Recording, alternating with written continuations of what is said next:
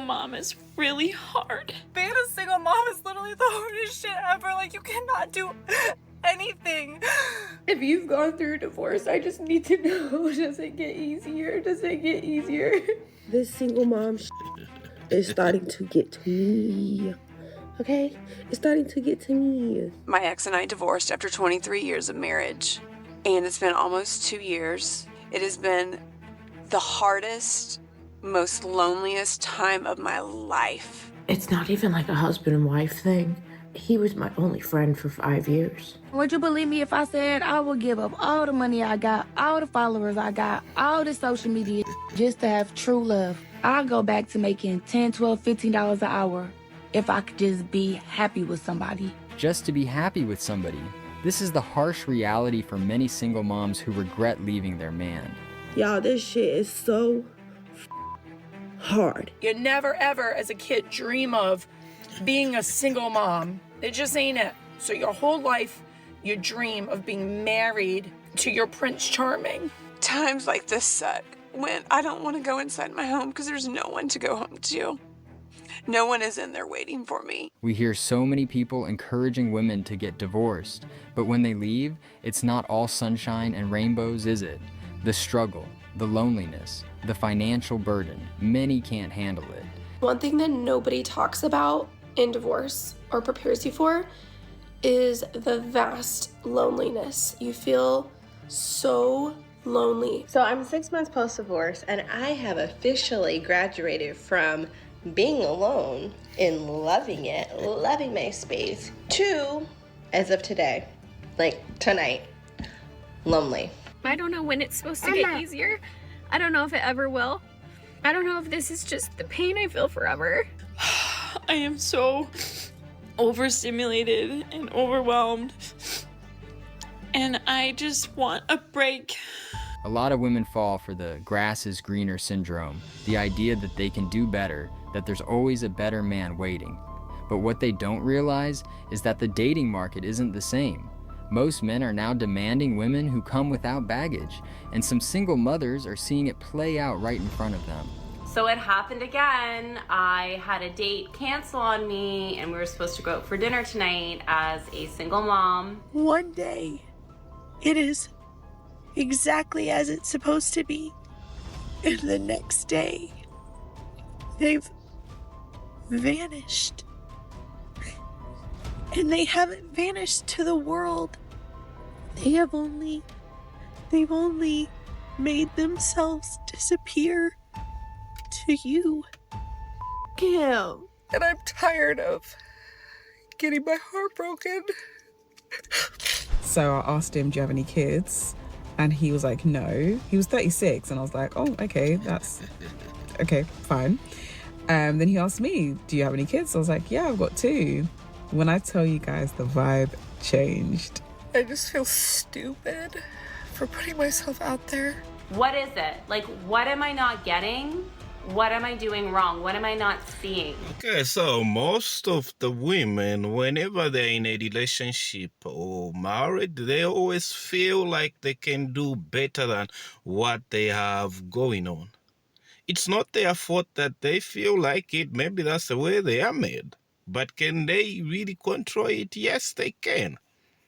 So, if you look at what women want, even these women would say that they can give anything just to be in love again or to have a man marry them and settle with and being in love. They can give everything.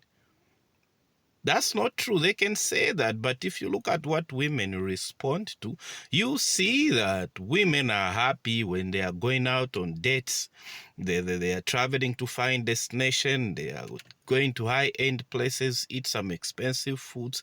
They are there to wear some dresses, makeup, go out on dates and all that kind of stuff. But what happens when they get married? Do they keep on doing all this kind of stuff, that this girly stuff that they do, that they get addicted to? They don't. They stop having that and they start feeling like, you know what, I can do better or I can be out there. They even bet that they are actually high-value men out there that are willing to take them with their 3 kids. And while single moms are struggling with dating and finances, there is another party that truly suffers: the children. There's a reason why they say, stay for the children. Because having to go back and forth between homes every other week is not just inconvenient, it's emotionally draining. Yet people act like keeping a family together is some outdated idea, as if making sacrifices for your own children is a bad thing. Does it make sense to stay together for your children? Absolutely not. Is somebody contemplating staying in a relationship because they got kids with somebody? And I'm telling you right now, don't do it. Please don't do it. If you are staying in a relationship or in a marriage and not going through a divorce for the kids, you are fucking lying to yourself. I'm raising 2 boys. Like, I need them to see their mother loved, adored, ravished. They need to see how to treat a woman. They need to see their mother happy. Oh, they can see that from their father, you being still married to their father, not to some boyfriend. So let's stop trying to convince ourselves this is for the kids and convince ourselves of what it really comes down to. Change is hard and we don't want to fucking do it. They don't want you to sacrifice your life. They want you to be happy. They want their mom and dad to be happy so that they can show up and love them the way they want and need to be loved. Now, are there situations where removing your kids from an unstable environment is the right choice? Absolutely. But in many cases, divorce happens simply due to unhappiness or some other dumb reason like this. I'm divorcing my husband because he booed Taylor Swift at the Super Bowl, and I still don't think he believes me, to be honest, but he might want to start, because I just filed my paperwork at the courthouse, and you can see right here, the date of separation is this year's Super Bowl. I'm not just doing this because of the action of booing. I am doing this because of everything that it represents in our relationship. Oh, brother, this guy stinks! Now you may ask, why is being unhappy not a valid reason for couples to divorce? The answer is simple. When children are involved, marriage stops being just about the 2 adults. It becomes about providing a stable environment for the kids, ensuring they grow up with the security and support they need. Too often, people treat marriage like a relationship they can walk away from the moment they feel dissatisfied. But when kids are in the picture, that decision carries serious consequences. Fatherlessness is the leading cause of declining child well-being in our society. It is also the engine driving our most urgent social problems.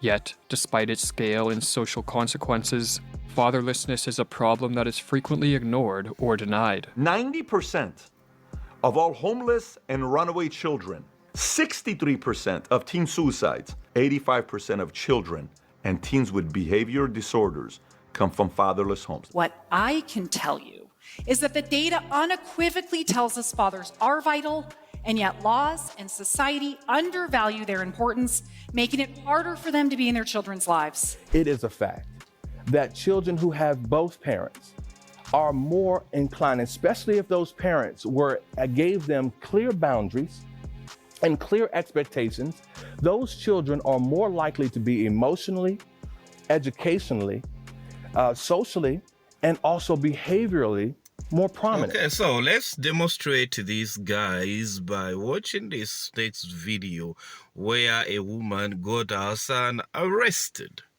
This is a learning point here so that we shouldn't just hear them talk, but we can see a real-time situation happening as when a single mother of a boy, a teen, I don't know if he's a teen, I think it's still a teen, got her son arrested. She thought she could raise a son by herself, and she got him arrested now. I did get my son arrested. I felt like I had no other choice. No, I did not want to criminalize him. I felt like I was unsafe in my own home. You're bullying me in my own house because there's no man in here. If there was a man in here, you wouldn't be doing this. And you're terrorizing me every day. So y'all gonna tell me I'm wrong. But before he got arrested, I said to him, just get the phone. Dead in my face and said, no, I don't have no phone. And put his arms behind his back. When he got out, he proceeded to hack in every account I had. Me personally, I don't blame you for getting your son locked up. It's a fucked up situation. But from what it seems like, from what I'm seeing, like the respect is out the door. There's no more respect there for you. Obviously, you starting to fear him. So I understand. And then he took your phone and then he cleared your accounts out, right? That's robbery. You robbing your moms. You understand what I'm saying? So obviously, like, something got to be done. But what I do blame females for is this, and this, I don't know if this is her situation. I blame the woman because they create that monster. From a kid, they raise them as their sons, as their friends, and your son is not your friend. You have to be a parent.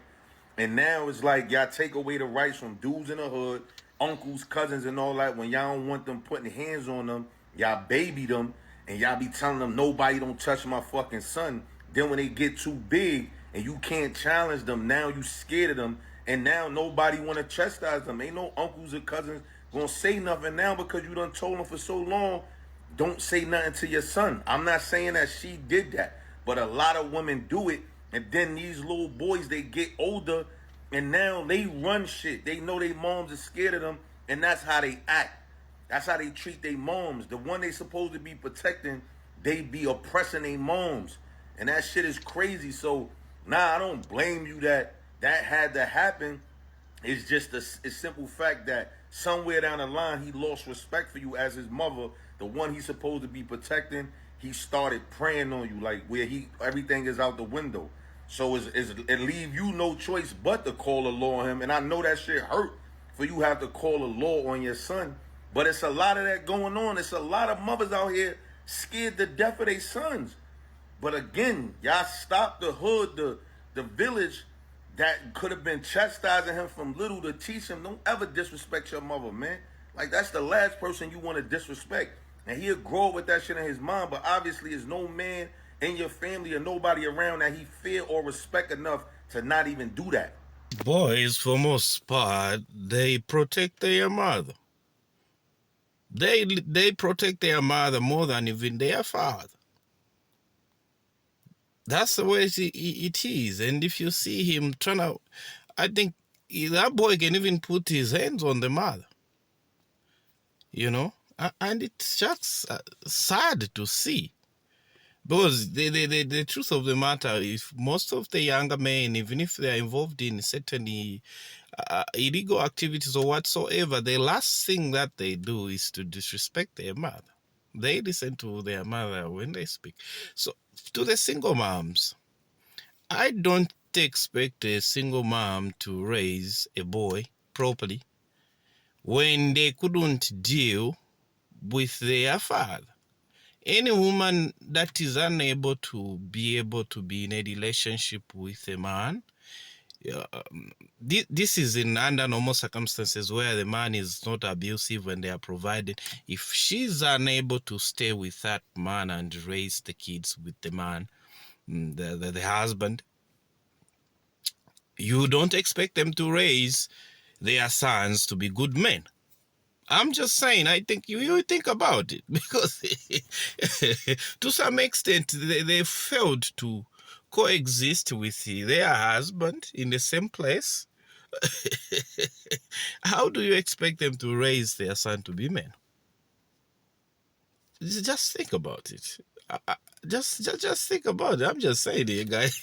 Maybe I'm saying something crazy, but I don't expect a woman who leaves their husband, who files for divorce, to raise a boy to be a man. They can't do it.